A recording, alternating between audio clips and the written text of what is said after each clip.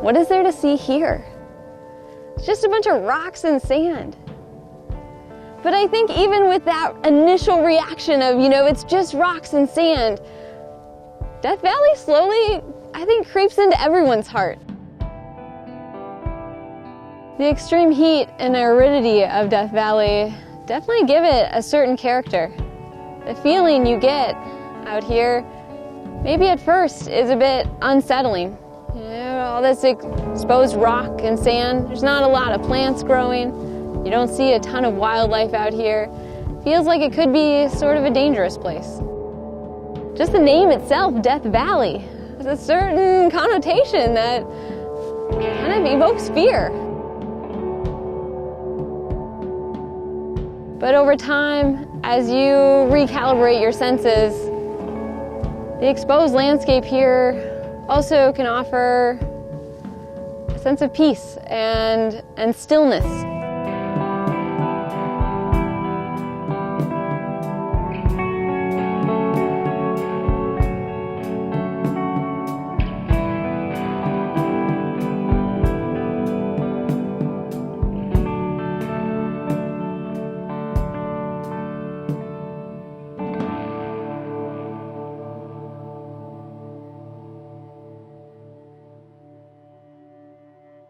I always think of Death Valley as the most extreme desert in North America.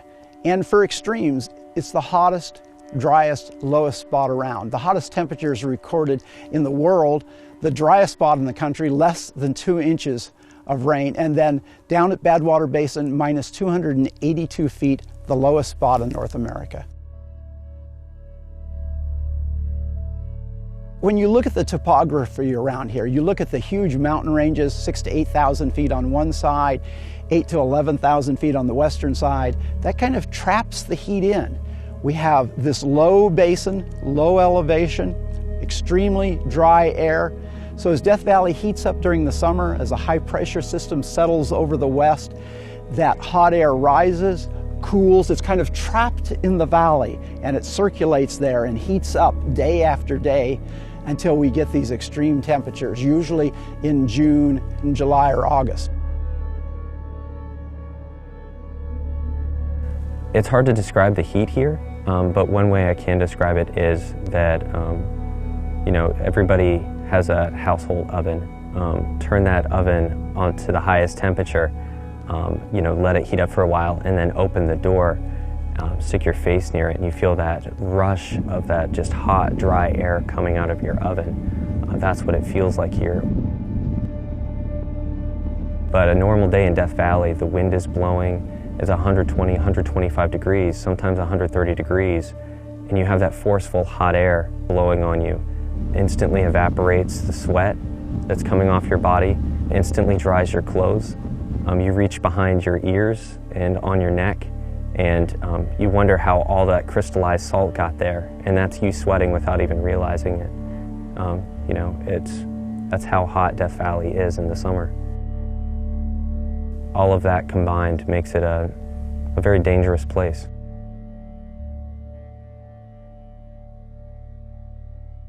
When you think about the name Death Valley, of course the Tumpisha Shoshone don't refer to it as Death Valley. They think of it as Tumpisha, ground of fire. But for the rest of us, Death Valley was named in 1849. That party of gold seekers heading to the gold fields of California, looking for a shortcut. They passed through Death Valley in December, January, so it wasn't the heat of the year, but they got trapped in this basin. They didn't know where the water was. And as they were seeking their way out of the valley, as they were being rescued and led out of the valley, one of the members of that party, as the story goes, turned around and said, "Goodbye, Death Valley." Did that really happen? We don't know, but that's the tale we have to tell. And there's nobody else with another story that competes with it. Well, the first word of our national park's name is death. So that's, I think, what immediately comes to mind. There's the death, there's the isolation factor here. People are actually surprised when they come to Death Valley to see more than just a flat salt pan that stretches out in either direction. They're amazed to see plants, they're amazed to see wildlife, they're amazed to see mountains. If you come in the spring, you'll see snow on those mountains.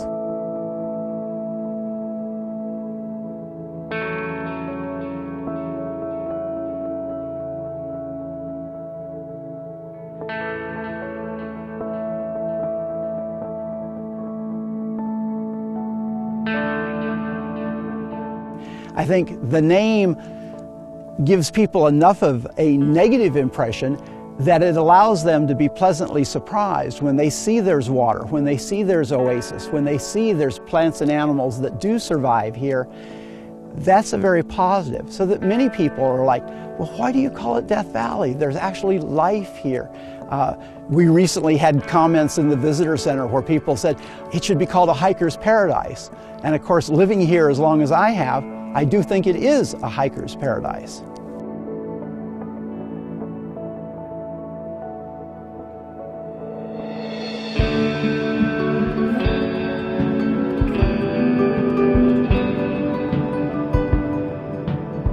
I love Death Valley National Park because of the feeling that I have while I'm here. I love the openness, I love the vastness, I love the magnitude of this park. I love that when you reach a certain point in Death Valley, you can look from one end of the park to the other and are basically limited by the curvature of the earth and how that makes you feel as a person. You know, when you can take in that much of the earth and you can take in that much of the landscape, it does start to make you feel very small and insignificant, which in turn puts a different perspective on maybe the problems that you're having or the day that you had at work or the argument that you had. It's an absolutely incredible place for placing perspective on things.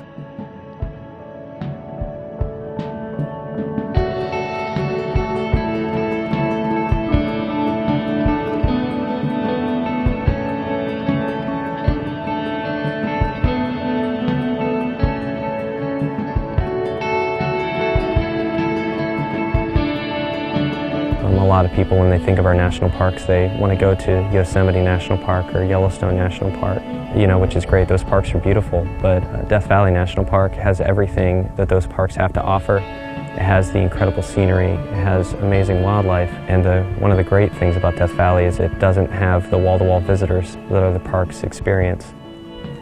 I really do think that Death Valley is one of the hidden jewels of the National Park Service.